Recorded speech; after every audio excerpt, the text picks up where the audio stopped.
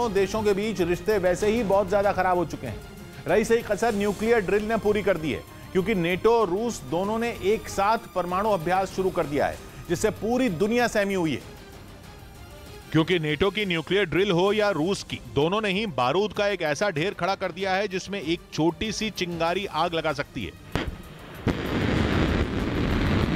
परमाणु ड्रिल को परमाणु जंग का ट्रेलर तक कहा जाने लगा।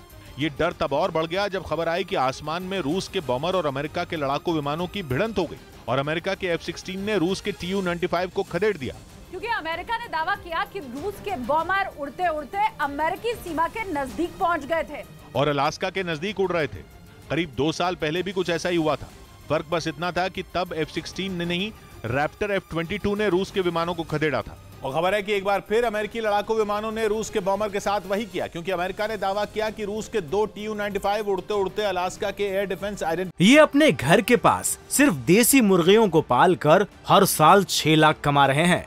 आप भी ये करना चाहते हो तो फ्रीडम ऐप को अभी डाउनलोड कीजिए। आइडेंटिफिकेशन जोन में घुस गए थे, जिसके बारे में पता चलते ही अमेरिका के F-16 विमान वहां पहुंचे और उन्होंने रूस के Tu-95 बॉमर को खदेड़ दिया।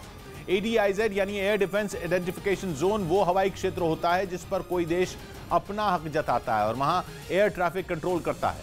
और कहा जाता है कि अमेरिका के अलास्का में ऐसा हाईटेक सिस्टम लगा है जो 24 घंटे अलर्ट रहता है और नजर रखता है कि कौन सा विमान आ रहा है, कौन सा जा रहा है। वैसे रूस की ओर से जानकारी दी गई थी कि उसके 2 Tu-95 बॉमर ने 12 घंटे तक प्रशांत महासागर के ऊपर उड़ान भरी है, जिनमें MiG-31 के जरिए हवा में ही ईंधन भरा गया।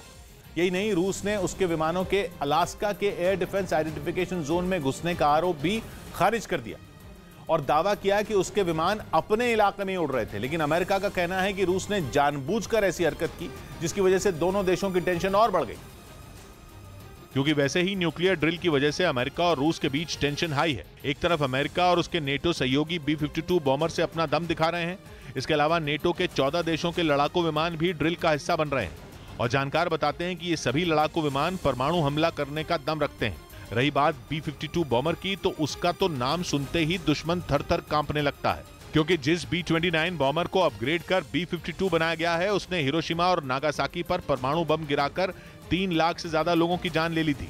और अब तो B-52 बॉमर ज्यादा खतरनाक हो चुका है। उसका रेडार सिस्टम हो या हथियारों को ले जाने की क्षमता, दोनों अपग्रेड की जा चुकी है। वैसे न्यूक्लियर ड्रिल के शुरुआती दिनों में अमेरिकी बॉमर ने उड़ान नहीं भरी है, लेकिन एक दिन पहले रैप्टर F-22 और F-16 नॉर्थ सी के ऊपर गरजे थे। इसके अलावा USS जॉर्ज H.W. बुश भी ड्रिल का हिस्सा बना था और इस एयरक्राफ्ट कैरियर से विमानों ने उड़ान भरी थी, जिसके थोड़ी ही देर बाद खबर आई कि रूस ने भी Tu-95 से ड्रिल शुरू कर दी। कहते हैं कि परमाणु मिसाइलों की बारिश करने वाले इस बॉमर का नाम सुनते ही अमेरिका की नींद उड़ गई थी और उसने उस पर नजर रखनी शुरू कर दी थी, जिसके बाद उसने दावा किया कि रूस के 2 Tu-95 उसके इलाके में घुस गए थे।